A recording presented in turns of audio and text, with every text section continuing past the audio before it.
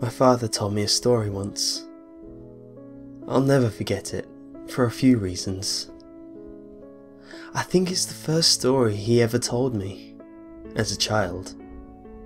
It's also the story of how my grandfather died. But honestly, that isn't the reason. You hear stories on TV, or sometimes you overhear something in a public place. People talk about ghosts and aliens, and you think to yourself, this ain't real. They're making it up, or they're mistaken, or they're crazy, or something like that. You just can't believe it. Until something happens.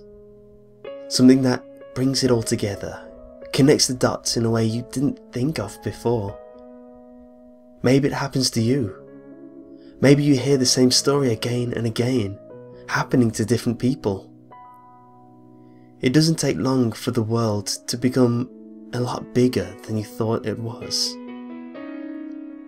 As I said, this is a story my father told me, but I never believed it, even though he swore up and down that it was true.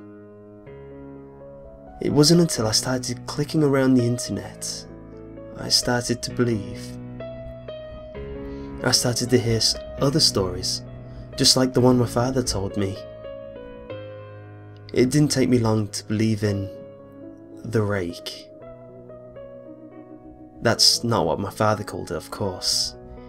He never used the internet in his life. He wouldn't know what the consensus has taken to naming it. When he chose to call it something other than it, or that thing, he called it the Skinwalker, after an old Cherokee tale his grandfather told him. But I'll tell you the story, the way he told it to me. We were out hunting one night, he'd tell me. Coyotes. We'd kill them for $50 a skin. They lived on a dairy farm in Ohio. They'd kill calves sometimes. We'd do it every night because we needed the money. Sometimes, while we were out, we'd come on a deer and kill it. Our landlord didn't mind, and it could feed our family for a few nights and save us some money. Anyway, we were done making our rounds and heading home. Walking. 'Cause we didn't have a car or some four-wheeler back then. We'd cut through the woods. That's when we came up on it. Blood everywhere, splattered on the trees, in the grass, in the creek, everywhere. At first we figured it was a pack of coyotes. We'd seen it sometimes. They can't scavenge and start hunting deer or cattle. The worst was when they breed with feral dogs. But this wasn't like that. See, when a pack of dogs or wolves or coyotes attack something, they do it right. They'll pick off the one that's weak or sick or old or just small. They'll hunt it, draw it into a corner, someplace it can't get out of, and they'll run it right to the biggest one, the alpha. And that deer will never see that alpha. It might hear it, but it won't see it. It'll just notice that its throat is gone, and then it'll drop dead. It's quick, it's clean. That wasn't what happened here. Something had run up on a den of deer. Coyotes won't attack a den. Wolves neither, because they'd get too much of a fight. There were 3, I think. 3 bodies, just torn apart. You'd see a head here, a leg there, a torso there. Predators don't do that. They don't leave behind scraps. What had done this hadn't done it for food. It had done it for fun. but we didn't know that. We saw a bunch of carcasses and we think it's something we gotta take care of. I remember my dad telling me to go home. He thought it was a pack of feral dogs, but I wasn't leaving him, and I damn sure wasn't walking through 2 miles of woods alone, with nothing but a .22 and a pocket knife. He was only a 13 at the time, so a .22 rifle was about the only gun he could reliably use. Dad had the shotgun, and I wasn't going anywhere without it. It took me a while to convince him, but we finally began tracking whatever did that. It wasn't hard either. We just followed the blood. Either that thing bled a deer before it got away, or it dragged one for a mile. I don't know. I know that I'd never seen my dad scared before that night. We started hearing noises. I've been in a lot of woods in my life. I've been all over the world, and I ain't never heard a noise like I heard that night. I heard things screaming. Heard deer and fox and rabbits and raccoons and birds just scared. Keep in mind, this was maybe 12 or 1 o'clock. Except the fox and some birds. Nothing was supposed to be even awake. But they weren't just awake. They were moving. I saw flocks of birds that night fly straight into trees, just trying to get out of there. We came up on a pack of coyotes. Nearly shot a couple, thinking it was what we were looking for. But then we saw they were running towards us.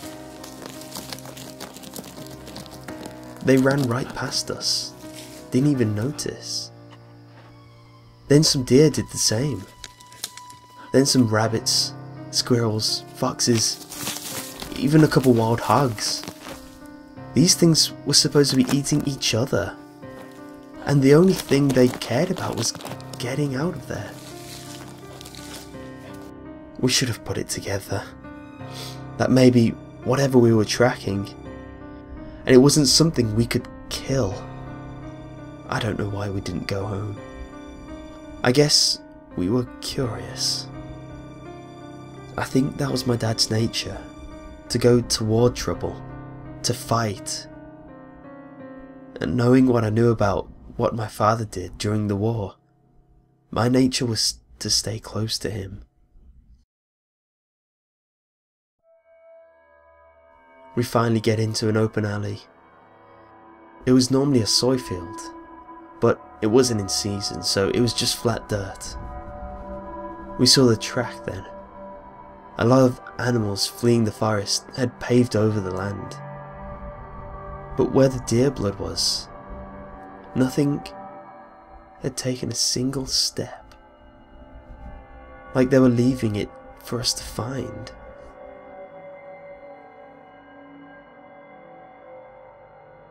The tracks were shallow. Whatever it was, couldn't have weighed more than 100 pounds.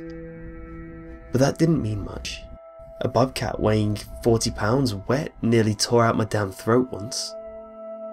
All that meant is that it's quick and hard to kill. So we followed the tracks, and it didn't take us long to find where it is. There's this old schoolhouse that sits on top of a hill. Half of it had been ripped out by a tornado, but nobody lived there, not for a long time. We caught homeless people in there sometimes, or druggies looking for a safe place to shoot up. We figured maybe that was it. Maybe it was just some sick kid riding a high. But we didn't think that for long. We get within 50 yards, and we hear this noise. A kind of screeching sound. It was sort of made up of 2 different sounds. One was a high-pitched screech, another was a low-pitched growl. It was making both, the same time. We get within 20 yards, and we hear the sound. I can remember thinking that it sounded much like paper being torn apart, while someone was swinging water in a bucket back and forth. Dad looks at me, kneels down and whispers, "I gotta stay behind him, 'cause we're about to corner him." Any animal will fight when it's cornered, especially when it's a predator.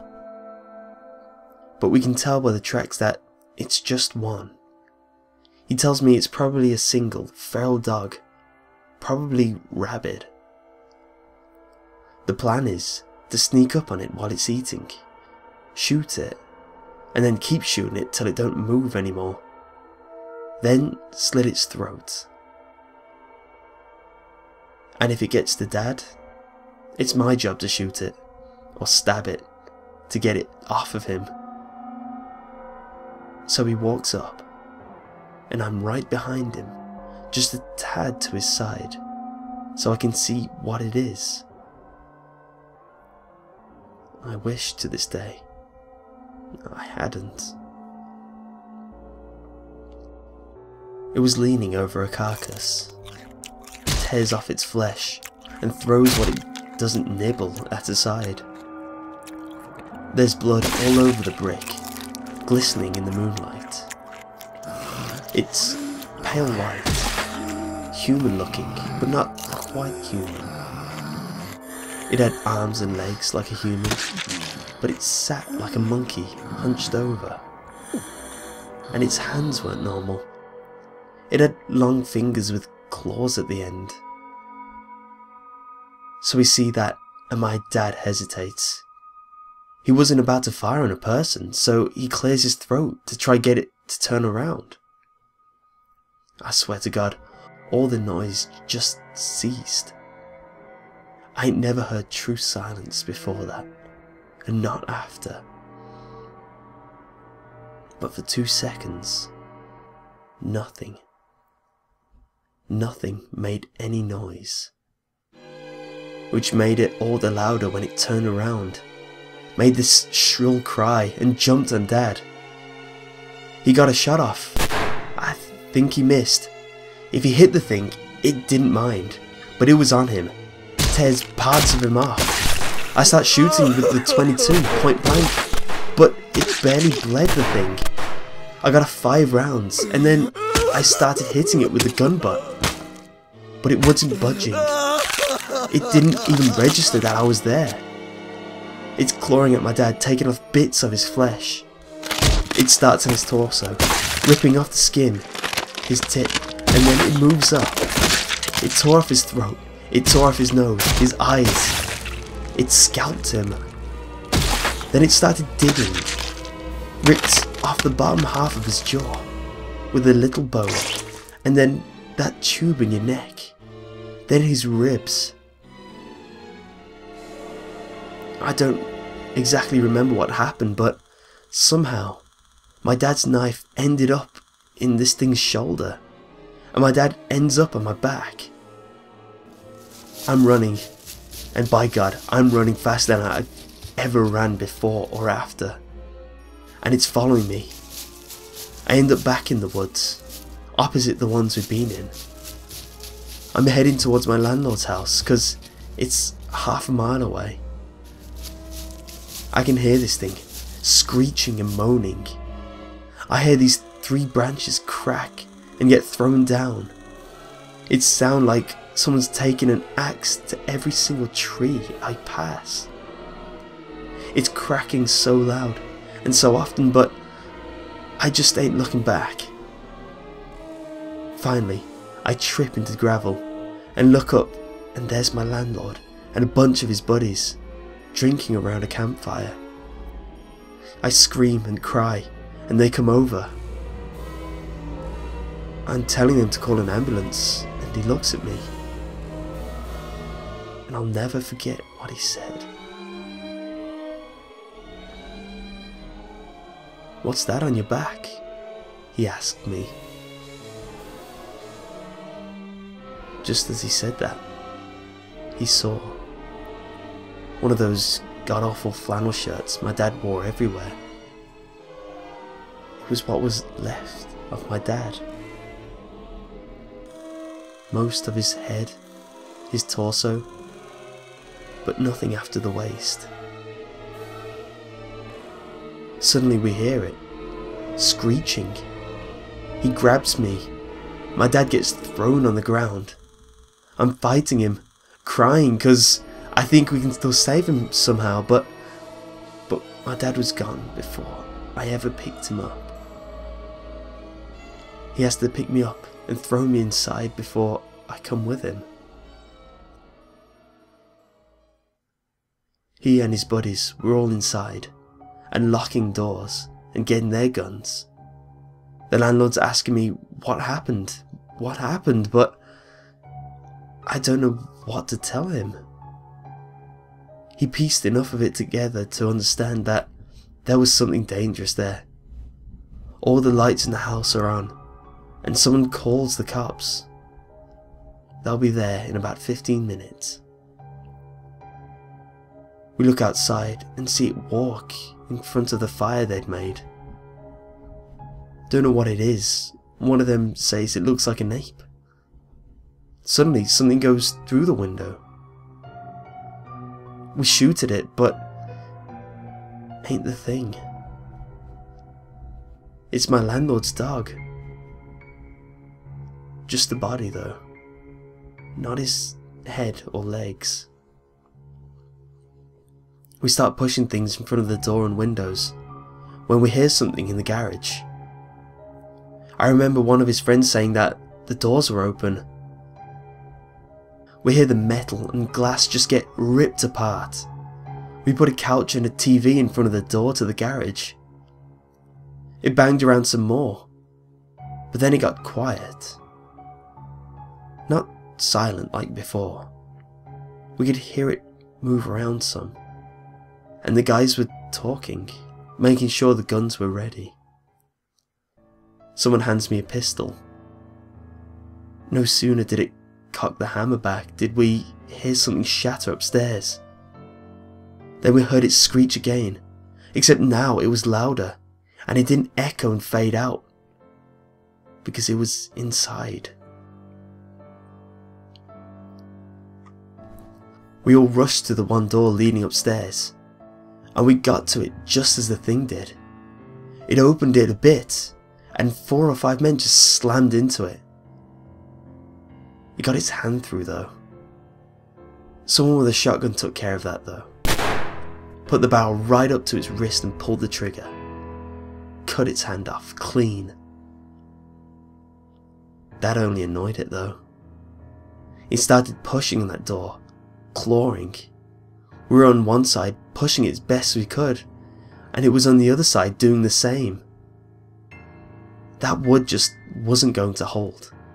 So someone tells us to keep our heads down. Suddenly the top half of the door is just gone. My ears are ringing and there are splinters everywhere. 2 or 3 of them just unloaded on the top of that door. I don't really know where it went after that. The police got there. I was glued to that door. What was left of it. The sun was up before they got me off it. They put me in a hospital for a while. A lot of people talked to me, but I didn't talk back. Not for a long, long time. When I got back home, I got a job for the landlord, working on the farm. We didn't talk much, not about the thing. But I signed up for the army when I was 19, and he sat me down to drink some scotch as a send-off. I asked him, right away, what the police told him. The story they went with was a wild animal, probably a wolf or maybe a bear that had migrated north. I asked him how they could say that when they had the hand. He looked at me, stunned. He tells me that hand never made it back to the station. The cop who had it in his car wrecked, drove off into a tree and died on impact. The hand was never found, probably taken away by an animal. The cops, when they would acknowledge the hand existed at all, said it was simply the paw of the bear that looked like a human hand. I never talked to the landlord again. He went missing when I was in basic. Never found him. They said he owed some people some money and just ran away. But I don't think it's that simple. I never went back to those woods. I wouldn't, even if I had the whole damn army at my back. But that was a lie. When my mother died, I don't think my father felt he had anything left, and that he might as well settle old scores. He went to those woods. He never came back. FBI called. They did a show for everyone involved, but I knew they weren't really looking. I had to get one drunk and slip him a few 50s before he finally told me that they get a few calls about those woods every year, about someone up and vanishing. But that was all he wanted to tell me. Before he got up and left with the rest of his team, he wrote "The Rake" onto a napkin. I didn't know what that meant until I searched for it on the internet. And honestly, I would rather not have known.